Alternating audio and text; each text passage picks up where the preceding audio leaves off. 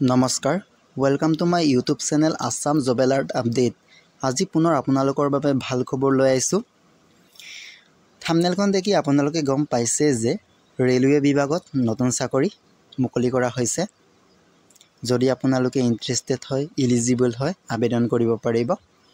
এই পদত আবেদন কৰিবলৈ কি কি ডকুমেণ্ট লাগিব, কোৱালিফিকেশ্যন কিমান লাগিব, বয়স কিমান লাগিব, সেই সকলোখিনি কথা এই ভিডিঅ'ত আলোচনা কৰিম।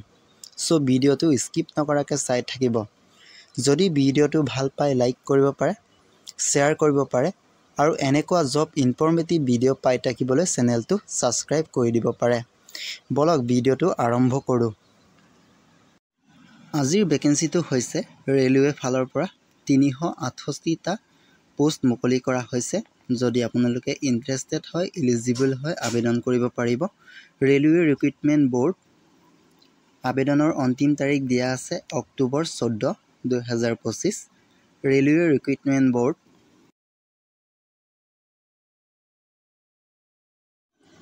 RRB recruitment 2025। পোষ্ট নেম দিয়া আছে section controller post. Total post দিয়া আছে 368টা। চেলেৰি দিয়া হ'ব 35,400 পৰা। যদি আপোনালোকে ইণ্টাৰেষ্টেড হয়, এলিজিবল হয়, এতিয়াই গৈ আবেদন কৰক। ইলিজিবিলিটি ক্ৰাইটেৰিয়া এজ লিমিট দিয়া আছে 20 বছৰৰ পৰা 33 বছৰলৈকে আবেদন কৰিব পাৰিব। এজ ৰিলেক্সেশ্যন দিয়া আছে SC ST 5 ইয়াৰ্ছলৈকে আবেদন কৰিব পাৰিব। OBC কাৰণে 3 ইয়াৰ্ছলৈকে আবেদন কৰিব পাৰিব। PWBDৰ কাৰণে 10 ইয়াৰ্ছলৈকে আবেদন কৰিব পাৰিব। PWBD OBCৰ কাৰণে 13 ইয়াৰ্ছলৈকে আবেদন কৰিব পাৰিব। PWBD SC STৰ কাৰণে 15 বছৰলৈকে আবেদন কৰিব পাৰিব।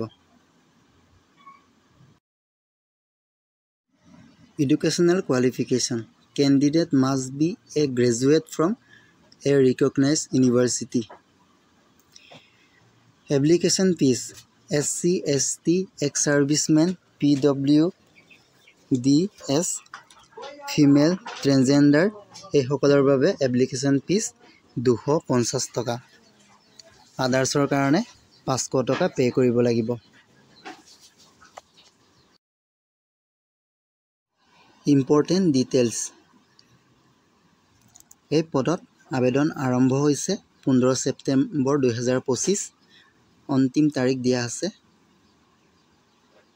14 অক্টোবৰ 2025।